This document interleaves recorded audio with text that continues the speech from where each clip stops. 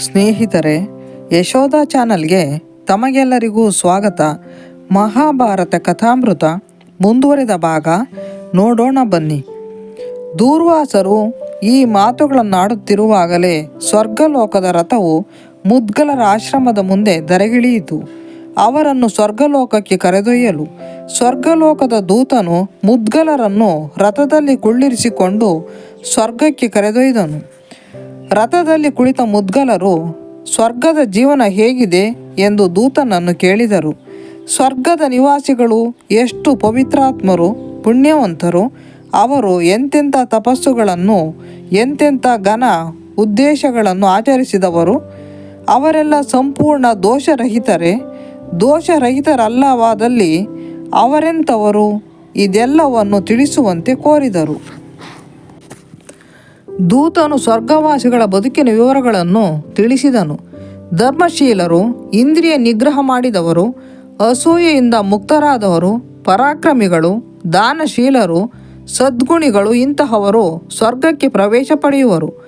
ಸ್ವರ್ಗದಲ್ಲಿ ದೇವತೆಗಳಿಗೆ ಬೇರೆ ಬೇರೆ ಲೋಕಗಳಿವೆ.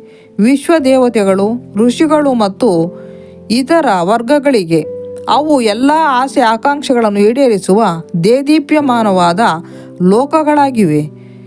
ಆ ಲೋಕಗಳಲ್ಲಿ ಹಸಿವು ಬಾಯಾರಿಕೆಗಳಿಲ್ಲ. ಅಲ್ಲಿನ ಹವಾಮಾನ ಯಾವಾಗಲೂ ಒಂದೇ ರೀತಿಯದು. ಅಲ್ಲಿ ಕಣ್ಣು ಹಾಯಿಸಿದಲ್ಲೆಲ್ಲ ಭವ್ಯ ಭವನಗಳಿವೆ, ಉದ್ಯಾನವನಗಳಿವೆ. ಎಲ್ಲವೂ ಅಪ್ಯಾಯಮಾನವಾದುದು. ಅಲ್ಲಿನ ನಿವಾಸಿಗಳಿಗೆ ಕಷ್ಟ ತಿಳಿಯದು, ದುಃಖ ತಿಳಿಯದು, ನೋವು ಇಲ್ಲ. ಅವರಿಗೆ ವಯಸ್ಸಾಗುವುದೇ ಇಲ್ಲ. ಅವರು ಚಿರಯೌವನಿಗರು, ಪ್ರಕಾಶಮಾನ ಕಾಯರು, ಪರಿಶುದ್ಧರು. ಅವರಿಗೆ ಯಾವುದೇ ಬಂಧನವಿಲ್ಲ, ಒಣ ಜಂಬಗಳಿಲ್ಲ.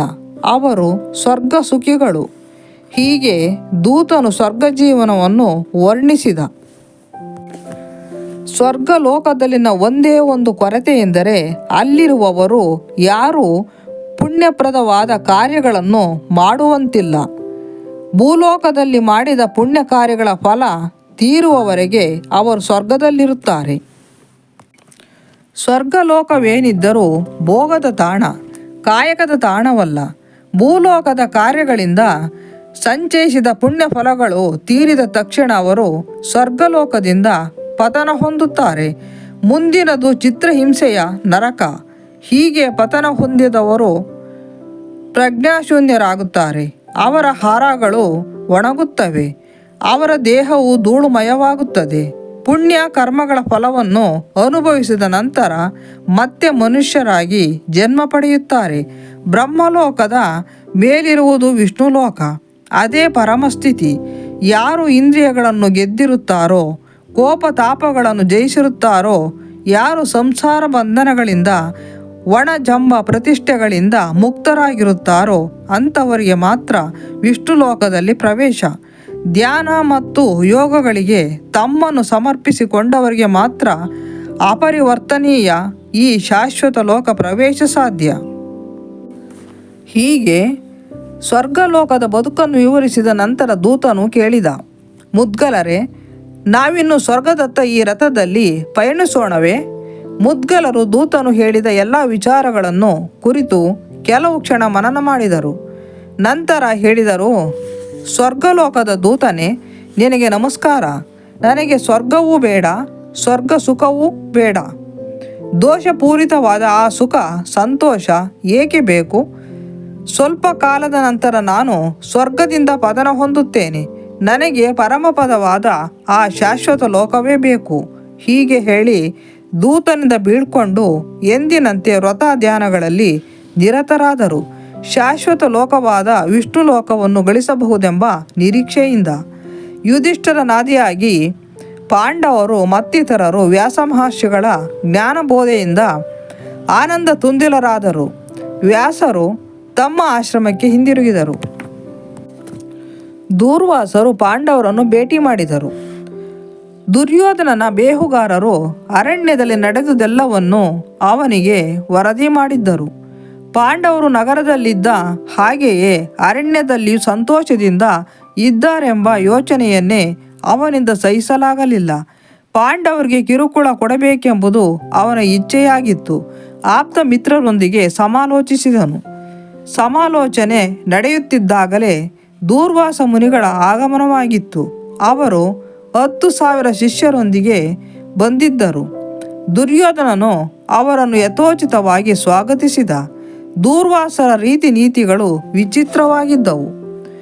ಹೊತ್ತಲ್ಲದ ಹೊತ್ತಿನಲ್ಲಿ ಭೋಜನ ಬೇಕೆನ್ನುವುದು, ಭೋಜನ ಸಿದ್ಧವಾದಾಗ ಸ್ನಾನಕ್ಕೆ ಹೋಗುವುದು, ಸ್ನಾನದಲ್ಲೇ ಸುಮಾರು ಹೊತ್ತು ಕಳೆದು ನಂತರ ತನಗೆ ಹಸಿವಿಲ್ಲ ಎಂದು ಹೇಳುವುದು, ಹೀಗೆ ಭೋಜನ ಹಿಂದಕ್ಕೆ ಕಳಿಸಿದ ನಂತರ ಊಟ ಬೇಕೆನ್ನುವುದು, ಊಟ ರುಚಿಯಾಗಿಲ್ಲವೆಂದು ಬಾಣಸಿಗರ ಮೇಲೆ ರೇಗುವುದು, ಹೀಗೆ ದೂರ್ವಾಸರ ವರ್ತನೆ ವಿಚಿತ್ರವಾಗಿತ್ತು.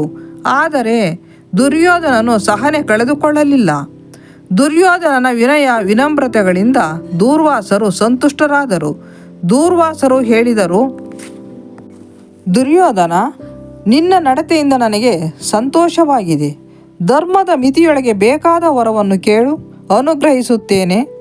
ದುರ್ಯೋಧನನಿಗೆ ಅತೀವ ಸಂತೋಷವಾಯಿತು. ರೋಮಾಂಚಿತನಾದ ಅವನು ದೂರ್ವಾಸರ ಮುಂದೆ ತಾನು ಈಗಾಗಲೇ ಯೋಚಿಸಿದ್ದ ವರವನ್ನು ಕೇಳಲು ಕೈಮುಗಿದು ನಿಂತು ಹೀಗೆ ವಿನಂತಿಸಿದನು. 10,000 ಶಿಷ್ಯರೊಡಗೂಡಿ ತಾವು ಇಲ್ಲಿಗೆ ಬಂದು ನಮ್ಮನ್ನು ಕೃತಾರ್ಥರನ್ನಾಗಿಸಿದ್ದೀರಿ. ಯುಧಿಷ್ಠಿರನು ನಮಗೆಲ್ಲ ಹಿರಿಯನು. ಅವನಿಗೆ ಅತಿಥಿಗಳೆಂದರೆ ದೇವರಿದ್ದಂತೆ. ಇಲ್ಲಿಗೆ ಬಂದಂತೆಯೇ ಯುಧಿಷ್ಠಿರನ ಆಶ್ರಮಕ್ಕೂ ಹೋಗಿ ಬನ್ನಿ. ದ್ರೌಪದಿಯು ಬ್ರಾಹ್ಮಣರು ಗಂಡಂದಿರಾದಿಯಾಗಿ ಎಲ್ಲರಿಗೂ ಊಟಕ್ಕೆ ಬಡಿಸಿ ನಂತರ ತಾನು ಊಟ ಮಾಡಿ ವಿಶ್ರಮಿಸುತ್ತಿರುವ ವೇಳೆಯಲ್ಲಿ ಅಲ್ಲಿಗೆ ಭೇಟಿ ಕೊಡಿ. ನನ್ನ ಸೇವೆಯಿಂದ ತೃಪ್ತರಾಗಿದ್ದಲ್ಲಿ ದಯವಿಟ್ಟು ಇಷ್ಟು ಅನುಗ್ರಹ ತೋರಿ ಸಾಕು. ನಿನ್ನ ತೃಪ್ತಿಗಾಗಿ ನಾನು ಹಾಗೆಯೇ ಮಾಡುವೆ ಎಂದು ಹೇಳಿ ದೂರ್ವಾಸರು ಅಲ್ಲಿಂದ ನಿರ್ಗಮಿಸಿದರು. ದುರ್ಯೋಧನನ ಆನಂದಕ್ಕೆ ಮಿತಿಯೇ ಇರಲಿಲ್ಲ. ಅವನು ಕರ್ಣನು ಕುಳಿತಿದ್ದ ಜಾಗಕ್ಕೆ ಧಾವಿಸಿ ಅವನ ಕೈ ಹಿಡಿದುಕೊಂಡು ತನ್ನ ಅತ್ಯಾನಂದವನ್ನು ಹಂಚಿಕೊಂಡ.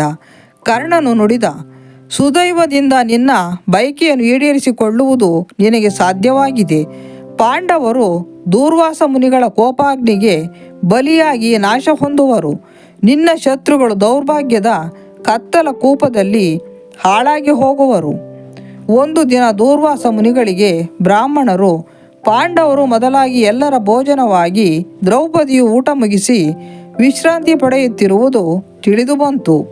ಅವರು ಕೂಡಲೇ 10,000 ಮಂದಿ ಶಿಷ್ಯರೊಂದಿಗೆ ಕಾಮ್ಯಕವನಕ್ಕೆ ತೆರಳಿದರು. ಯುಧಿಷ್ಠಿರನು ಸಹೋದರರೊಂದಿಗೆ ಅವರನ್ನು ಸ್ವಾಗತಿಸಿದ. ನಂತರ ಯುಧಿಷ್ಠಿರನು ದೂರ್ವಾಸರಿಗೆ ಹೇಳಿದ, ಮಹರ್ಷಿಗಳೇ, ದೈನಂದಿನ ವಿಧಿಗಳನ್ನು ಪ್ರಾರ್ಥನೆಯನ್ನು ಮುಗಿಸಿಕೊಂಡು ಬಂದು ನಮ್ಮ ಆತಿಥ್ಯವನ್ನು ಸ್ವೀಕರಿಸಿ ಆಗಲೆಂದು ಮಹರ್ಷಿಗಳು ನದಿಗೆ ಹೊರಟರು. ಯುಧಿಷ್ಠಿರನು ತಮಗೆ ಹೇಗೆ ಭೋಜನ ಮಾಡಿಸುವನೆಂಬುದು ಅವರಿಗೆ ತಿಳಿದಿರಲಿಲ್ಲ. ಈ ಮಧ್ಯೆ ದ್ರೌಪದಿ ತುಂಬ ಆತಂಕಗೊಂಡಳು. ಆ ವೇಳೆಯಲ್ಲಿ ಅಷ್ಟೊಂದು ಮಂದಿ ಅತಿಥಿಗಳಿಗೆ ಭೋಜನ ಸಿದ್ಧ ಮಾಡುವುದು ಹೇಗೆ? ಶೀಘ್ರದಲ್ಲೇ ಅವರು ಆಶ್ರಮಕ್ಕೆ ಹಿಂದಿರುಗಲಿದ್ದಾರೆ.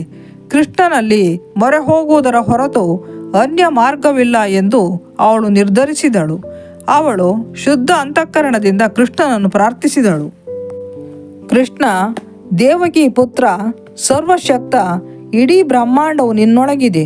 ನೀನು ಅನಾಥ ರಕ್ಷಕ, ಆಪದ್ಬಾಂಧವ. ನಾನು ನಿನಗೆ ತಲೆಬಾಗುತ್ತಿದ್ದೇನೆ, ನಿನಗೆ ಶರಣಾಗುತ್ತಿದ್ದೇನೆ. ದಯವಿಟ್ಟು ನನ್ನನ್ನು ಕಾಪಾಡು. ನೀನು ಬ್ರಹ್ಮಾಂಡದ ದಿವ್ಯ ಜ್ಯೋತಿ. ನಿನ್ನ ದಯೆಯಿಂದಾಗಿ ನಾನು ಆಸ್ಥಾನದಲ್ಲಿ ದುಶ್ಯಾಸನನಿಂದ ಪಾರಾದೆ. ಈಗ ಬರಲಿರುವ ಆಪತ್ತಿನಿಂದ ನನ್ನನ್ನು ಪಾರು ಮಾಡು. ಸಕಲ ಜೀವಿಗಳ ಪರಮ ಪ್ರಭುವಾದ ಕೃಷ್ಣನಿಗೆ ದ್ರೌಪದಿಯ ಪ್ರಾರ್ಥನೆಯು ಕೇಳಿಸಿತು. ಅವನು ಧ್ಯಾನ ಮಾಡುತ್ತಾ ಕುಳಿತಿದ್ದ. ಅವಳ ಮುಂದೆ ಪ್ರತ್ಯಕ್ಷನಾದನು. ಕೃಷ್ಣ ಪರಮಾತ್ಮನನ್ನು ಕಂಡು ದ್ರೌಪದಿಯ ಕಂಗಳಲ್ಲಿ ಆನಂದಾಶ್ರು ಹರಿಯಿತು. ಅವಳು ದೂರ್ವಾಸರು 10,000 ಶಿಷ್ಯರೊಡಗೂಡಿ ಬಂದಿರುವ ಸಂಗತಿಯನ್ನು ನಿವೇದಿಸಿಕೊಂಡಳು. ಆಗ ಕೃಷ್ಣ ಹೇಳಿದ, ನಾನು ಹಸಿದು ಬಂದಿದ್ದೇನೆ, ಆಯಾಸವಾಗಿದೆ. ಮೊದಲು ನನಗೆ ಉಣಬಡಿಸು.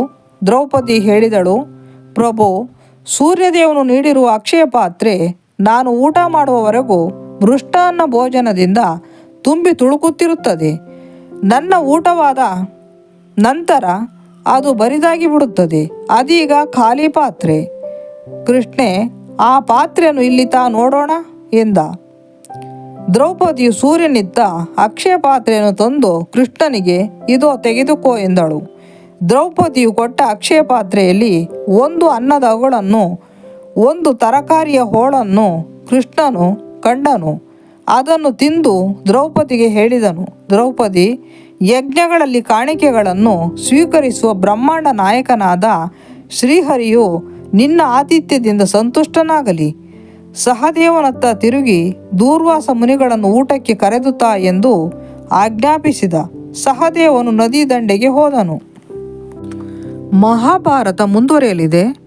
ಯಶೋಧ ಚಾನಲ್ಗೆ ಸಬ್ಸ್ಕ್ರೈಬ್ ಮಾಡಿ, ಶೇರ್ ಮಾಡಿ, ಲೈಕ್ ಮಾಡಿ, ಕಮೆಂಟ್ ಮಾಡಿ. ಧನ್ಯವಾದಗಳು.